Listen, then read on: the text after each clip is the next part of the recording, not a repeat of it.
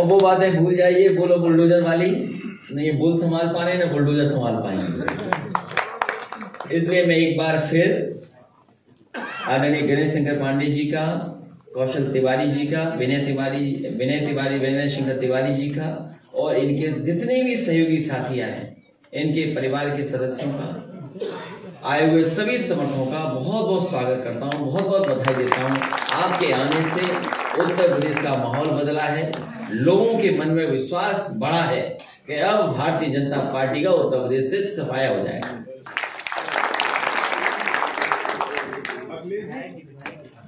अच्छा, चौबे जी,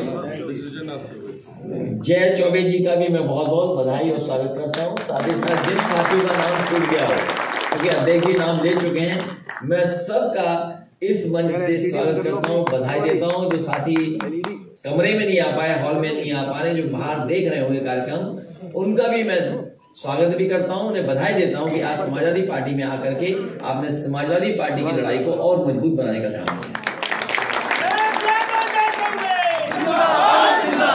निषाद सेना के अध्यक्ष आनंद निषाद जी का भी बहुत स्वागत। बुंदेलखंड सेना के हमारे नुमानी जी हैं, उनका भी बहुत बहुत धन्यवाद, बधाई श्रीमती रुक्मिणी जी के साथ। और जो संजय क्या नाम होगा, तो जितने भी साथी इनके साथ आए हैं निषाद समाज के, जो आज पार्टी में शामिल हो रहे हैं, मैं उनका भी बहुत बहुत धन्यवाद देता हूँ, बहुत बहुत स्वागत। अभी बुला लेंगे। मेरा सवाल विनय शंकर तिवारी जी से है, आप पहले से जानते हैं मुख्यमंत्री को। नहीं, आज उनसे सवाल मत पूछिए, सवाल हमसे पूछिए। इम्पोर्टेंट है। नहीं, इम्पोर्टेंट है, तभी हम इम्पोर्टेंट बताएंगे। एक आश्वासन आपसे। जी, पूछ लो, तुम भी पूछ लो, पत्रकार बन के सवाल है। सर, मैं गोरखपुर विश्वविद्यालय का छात्र रहा हूँ और आप 2016 में गोरखपुर विश्वविद्यालय में आए थे एक कार्यक्रम में, और मैंने आपका फ्लीट रोका था और सुरक्षा कर्मी द्वारा बहुत दूर फेंका गया, लेकिन बावजूद आपने कहा कि इस लड़की को आने दो। आपके बगल में माननीय राधेश्याम सिंह जी बैठे हुए थे। सर, संसद में उत्तर प्रदेश के मुख्यमंत्री ने एक नहीं 50 बार ये कहा होगा कि गोरखपुर विश्वविद्यालय को केंद्रीय विश्वविद्यालय का दर्जा मिलना चाहिए, और हमने ये गुहार भी लगाई थी। लेकिन मुख्यमंत्री बनने के बाद 5 साल के अंदर उन्होंने महाराणा प्रताप शिक्षण परिषद का उत्थान किया, लेकिन उस गोरखपुर विश्वविद्यालय को केंद्रीय विश्वविद्यालय का दर्जा नहीं दिया। और माननीय राष्ट्रीय अध्यक्ष जी, मैं ये निवेदन करूंगा कि अगर उत्तर प्रदेश में हम पूर्ण बहुमत की सरकार बनाते हैं तो आपके मातहत ये आगे बढ़ेगा और संसद से गोरखपुर और ये भेदभाव करने वाले लोग कभी भी सेंट्रल यूनिवर्सिटी नहीं बनने देंगे। आपको भरोसा दिलाते हैं कि इसका प्रस्ताव समाजवादी सरकार बनते ही भेज दिया जाएगा, जिससे कि वहां पर सेंट्रल यूनिवर्सिटी बने। और जो आपने अभी विधायक जी विनय शंकर तिवारी जी ने जो बात उठाई कि किस तरीके से भेदभाव हुआ है यूनिवर्सिटी में, किस तरीके से अस्पताल में भेदभाव हुआ है, मेडिकल कॉलेज में भेदभाव हुआ है, ये भेदभाव वाली सरकार है, नफरत फैलाने वाली सरकार है, खाई पैदा करने वाली सरकार है, एक दूसरे को लड़ाने वाली सरकार है। इसलिए सावधान आए इन लोगों से, और हम सब लोग मिलकर के इनको हटाने का काम करें। और अब तो समाजवादियों के साथ सब अम्बेडकरवादी भी बैठ गए आते, तो अम्बेडकरवादी और समाजवादी जब मिल जाएंगे तो भारतीय जनता पार्टी का उत्तर प्रदेश से सफाया होना निश्चित, क्योंकि आज सबके हक छीने जा रहे हैं, सबका सम्मान छीना जा रहा है, सबको डराया जा रहा है। सर 150 की बात आपने कही शंकर जी ने, क्या इस फोकस पे ये जुल्म है?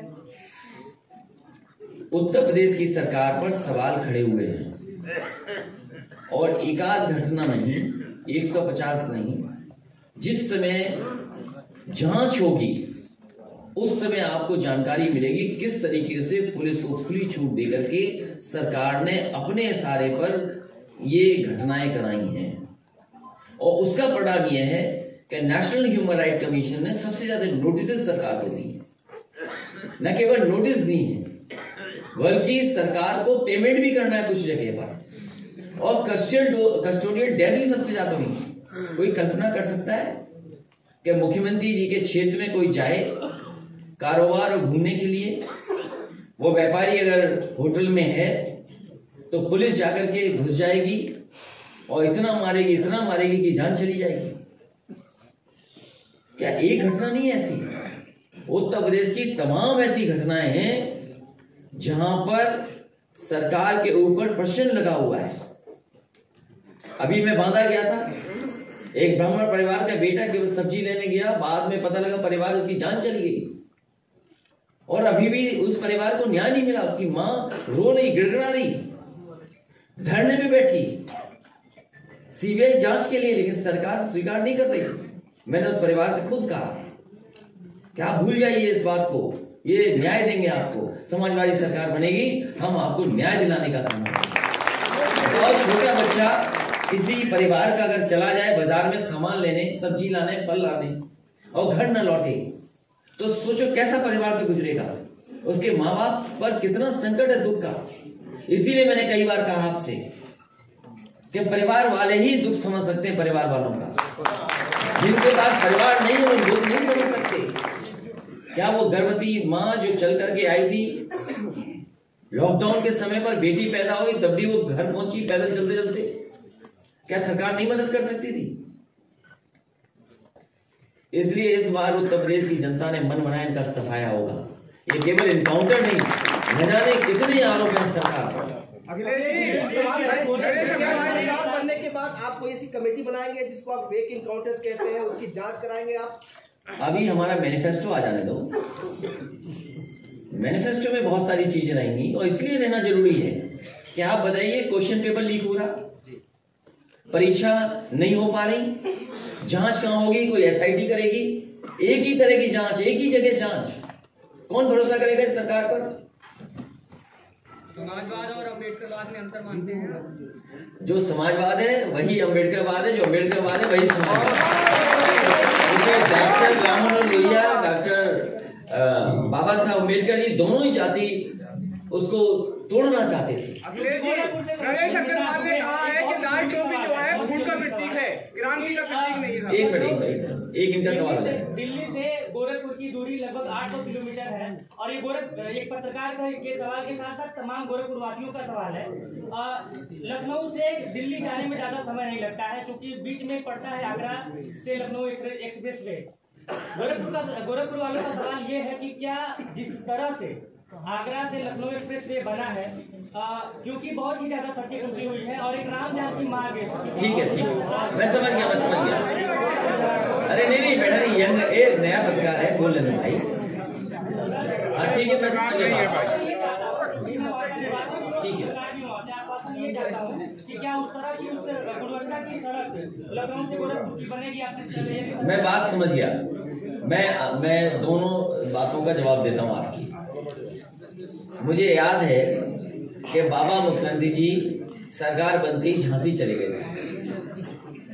बाबा मुख्यमंत्री जी सरकार बनते ही सबसे पहला दौरा झांसी हुआ और वो झांसी में जाकर के खड़े होकर के कहा कि झांसी से सीधा दिल्ली के लिए हम एक्सप्रेस वे बनवा देंगे।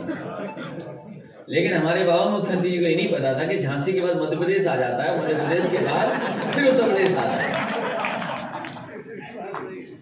जो गोरखपुर की बात की है, मैं अपने नौजवान साथियों गोरखपुर और पूर्वांचल के लोगों को भरोसा दिलाता हूँ।